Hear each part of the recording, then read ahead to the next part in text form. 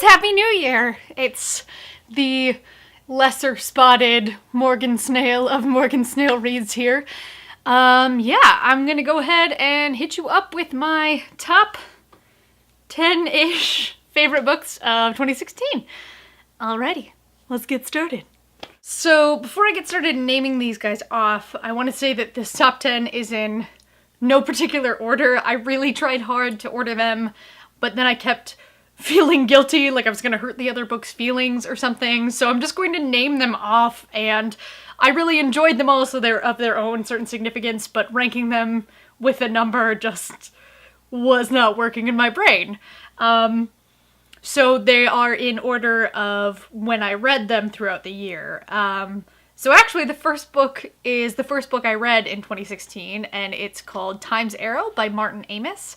And it's a very interesting novel. It's unlike anything I've read because it's actually written in reverse. So you start with this old man who's basically waking up from dying, and you go through his timeline in reverse, and you really get to like care for him and learn about him as this old man, and he's slowly learning to get up and walk, and then learns how to run, and like it goes from like these very basic things, but as the plot progresses, after you've already cared for him and you know how his life ends, you learn these details about him that like make you question him as a person.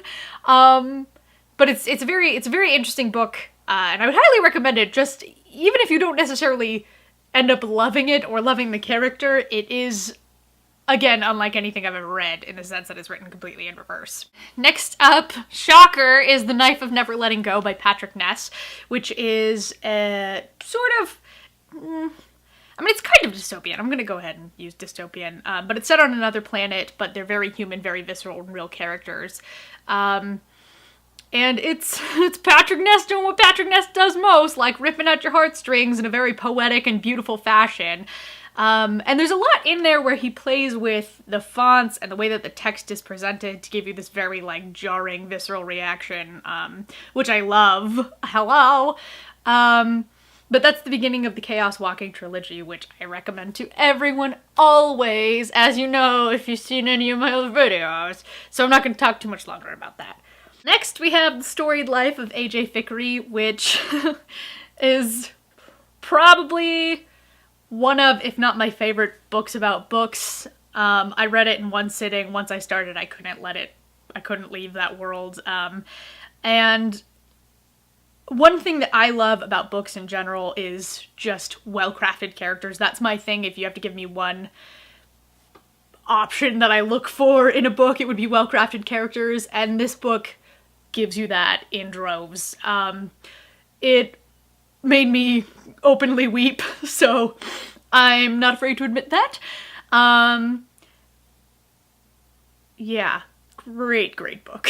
Alright, next up we have Girls and Sex, which I've talked briefly about on my channel, and I've been too scared to do a full review of, but maybe I will eventually, which is by a woman named Peggy Orenstein, who went around and interviewed about 200 different girls and women from the ages of, I believe it was like 18 to their late 20s, about different aspects of sexuality and sexual abuse and just the dating climate nowadays.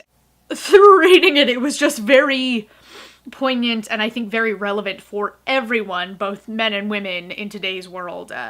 Especially those of us who are still in our 20s and trying to figure out and find our grasp on the world, and it left me with a message of positivity and a reminder that no matter what you've been through or what you're suffering through, you're not alone. I think that this book is very important, and it upsets me that it hasn't gotten more buzz both on BookTube and in the community at large. Okay, and that rant. Next book, The Night Circus. I don't really think I need to elucidate too much on that one. It's pretty universally loved for very undeniable reasons. It's a freaking great book.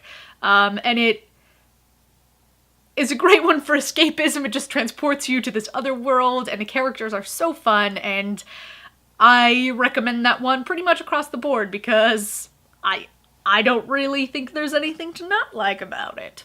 Alright, we've got Ledlow on the list, which I've talked about in the past, so I'll try not to ramble on too much. Ledlow is a novel written completely in verse and executed beautifully. It's halfway poetry and halfway just a classic novel. It tells the story of the Ledlow Massacre, which was an event in American history that I knew nothing about. And the novel addresses it in a very beautiful and poignant and painful way. But it's beautiful and you should read it, and that's how. Then we've got Heft! Yay, Heft!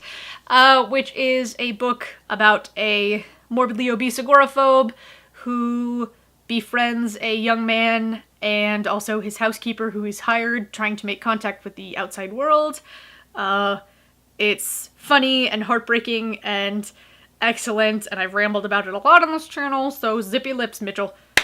Somehow, the last two are both graphic novels, but I guess I did read them both in December, so maybe it was graphic novel month for me. The first one is Seconds by Brian Lee O'Malley, who most people know from Scott Pilgrim, and I believe Seconds was written before Scott Pilgrim. And it... how do you describe Seconds? It deals with an entrepreneur who owns her own restaurant but wants to expand into another one to really, like, use her creativity and her own voice, but there are alternate dimensions and different storylines and magic mushrooms, but not the kind you're thinking of, and it's brilliant and super funny, and I related a lot to Katie, the main character, and took a lot of pictures of different frames because I was like, oh, that me. And then the last one on my top 10 list is Mouse, both 1 and 2. I'm going to combine those into one, which is a, it's a graphic novel it's a son telling the story of his father's journey and survival from the Holocaust. And you have the parallel stories of actually going through and surviving the Holocaust and what that was like for his father, but then you also have the relationship between the father and son in present day, at the time it was written. And those parallel stories are so wonderful because it really humanizes and makes you feel the story on a ground level. So those are my top 10. And then honorable mentions go to... I don't know what they go to, 1 second. Bossy Pants by Tina Fey, my personal hero, my life goals, everything. Fangirl, which, come on, that's a great book. I wrote Harry Potter fanfiction and had a decent following when I was younger, so I had a lot of, like, that sort of laugh that you get when you recognize yourself in a character and you're like, oh no! So that was fraught with that. And then the last one that I have on my honorable mention list is Wonder, which... yeah, I know, it really rips my heartstrings out, and I usually hate being manipulated by books, but I loved the character so much, and that just makes me forgive anything. Yeah, so that is my wrap-up of my 2016 faves. Thank you so much for watching, and I will see y'all on the flip side. Bye!